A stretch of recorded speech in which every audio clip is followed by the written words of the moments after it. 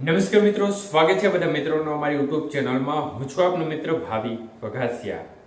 તો મિત્રો, ખાસ કરીને આ વિડીયોના માધ્યમથી આપણે વાત કરવાની છે હાલની સક્રિય સિસ્ટમોની સ્થિતિ શું છે અને આજે બપોર બાદ કયા કયા વિસ્તારમાં ગાજવીજ સાથે વરસાદ પડી શકે છે. સંપૂર્ણ માહિતી વિડીયોમાં જોશું. તો જે પણ મિત્રો નવા હોય તે ચેનલને સબસ્ક્રાઇબ કરી દેજો. તો મિત્રો, ખાસ કરીને ગઈકાલે પણ બપોર બાદ વરસાદની ગતિવિધિ દક્ષિણ પૂર્વ સૌરાષ્ટ્રના ભાગો છે અને દક્ષિણ ગુજરાતના છૂટાછવાયા ભાગોમાં જોવા મળી હતી. મુખ્યત્વે આપણી અપડેટ છે તે યુટ્યુબના માધ્યમથી પણ આવતી હોય છે. ફેસબુકમાં ગુજરાત વરસાદ સમાચાર નામનું પેજ છે, તેમના પર પણ આપણી અપડેટ આવતી હોય છે. ગઈકાલે બપોરે પણ જે વરસાદની શક્યતાઓ, મહુવા આજુબાજુ જે વરસાદ પડ્યો તેની શક્યતાઓ હતી તે બાબતની પોસ્ટ પણ આપણા પેજ ઉપર મૂકી હતી. તો ખાસ કરીને હાલની સક્રિય સિસ્ટમની સ્થિતિ જોવા જઈએ તો જે અરબી સમુદ્રમાં જે સિસ્ટમ ગઈ છે તે હવે લો પ્રેશરમાંથી નબળી પડી ગઈ છે અને હવે સાયક્લોનિક સર્ક્યુલેશન તરીકે જોવા મળી રહી છે.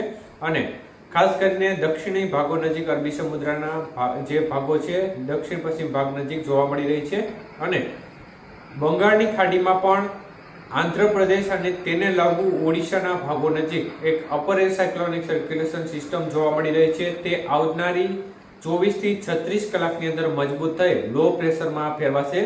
તો બંગાળની ખાડીમાં વધુ એક લો પ્રેશર સિસ્ટમ બનશે અને આ સિસ્ટમ મહારાષ્ટ્રના ભાગો સુધી આવવાની સંભાવના જણાઈ રહી છે. તો આ સિસ્ટમના કારણે ગુજરાતના ભાગોમાં જે આપણે અગાઉ જણાવ્યું તેમ વરસાદની ગતિવિધિ જોવા મળશે. તો મુખ્યત્વે ચોમાસું ધરી છે તે પણ પોતાની નોર્મલ પોઝિશન ઉપર ચાલી ગઈ છે. રાજસ્થાનના બિકાનેરથી ચોમાસું ધરીનો છેડો પસાર થઈને બંગાળની ખાડીના ભાગો સુધી જઈ રહ્યો છે. ત્યારે આજે ગુજરાતના કયા કયા જિલ્લામાં ધોધમાર વરસાદ જોવા મળી શકે છે. તો મિત્રો, ખાસ કરીને વાત કરીએ દક્ષિણ ગુજરાતની, તો દક્ષિણ ગુજરાતના ભાગોમાં આજે સુરતની નીચેના ભાગો એટલે કે દક્ષિણ ગુજરાતમાં વલસાડ, વાપી, દમણ, દાદરા નગર હવેલી, નવસારી, ડાંગ અને આહવા, સાપુતારા આજુબાજુના ભાગો છે. આ ભાગોમાં છૂટો છવાયો વરસાદી માહોલ જોવા મળી શકે છે. બપોર બાદ આ ભાગોમાં વરસાદની ગતિવિધિ થોડી વધી શકે છે અને તાપી, નર્મદા જિલ્લામાં પણ વરસાદનું જોર છૂટાછવાયા ભાગોમાં જોવા મળી શકે છે. તો કાલથી દક્ષિણ ગુજરાતના બધા વિસ્તારોમાં સંભાવનાઓ રહેશે. તો એકંદરે આજે આ વિસ્તારમાં વધુ શક્યતાઓ દેખાય છે. બપોર બાદથી ગાજવીજ વાળો વરસાદ પણ અમુક સેન્ટરોમાં જોવા મળી શકે છે અને અમુક સીમિત વિસ્તારમાં જોરદાર વરસાદ પણ જોવા મળી શકે છે. જ્યારે વાત કરીએ સૌરાષ્ટ્રના ભાગોની, તો સૌરાષ્ટ્રના ભાગોમાં આજે પણ મહુવા આજુબાજુના ભાગોમાં સૌથી વધુ શક્યતાઓ રહેશે.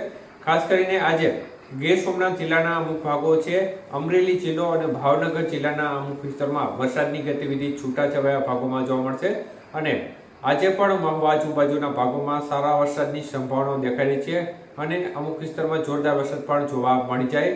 ખેતરમાં પાણી ભરી દે તે પ્રકારનો વરસાદ પણ અમુક વિસ્તારમાં બપોર બાદ ગાજવીજ સાથે અમુક વિસ્તારમાં વરસાદની શક્યતાઓ દેખાઈ છે.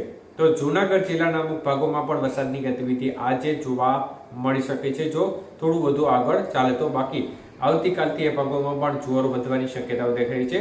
મુખ્યત્વે સૌરાષ્ટ્રમાં આજે અમરેલીથી ભાવનગર અને તેને લાગુ ગીર સોમનાથ જિલ્લાના દરિયાકાંઠાના વિસ્તારમાં વધુ જોખમ દેખાઈ રહ્યું છે. તો અન્ય ભાગોમાં ખાસ કોઈ મોટી સંભાવના દેખાઈ રહી નથી. કચ્છના જે પશ્ચિમી ભાગો છે તેમાં છૂટાછવાયા ઝાપટાનું પ્રમાણ રહી શકે છે, કારણ કે અરબી સમુદ્રમાં હજી પણ સાયક્લોનિક સર્ક્યુલેશન સિસ્ટમ છે અને તેના જે પૂંછડિયા વાદળો હોય છે તેનો સમૂહ અમુક સમયે આવતો હોય છે. તો આ સમયગાળા દરમિયાન છૂટાછવાયા ભાગોમાં વરસાદી ઝાપટા જોવા મળી શકે છે. બાકી મોટા ભાગના વિસ્તારમાં એકંદર વરસાદની ગતિવિધિ ઓછી રહેશે. ખૂબ સીમિત વિસ્તાર હોય એવા જ્યાં ક્યાંક ઝાપટું પડી જાય.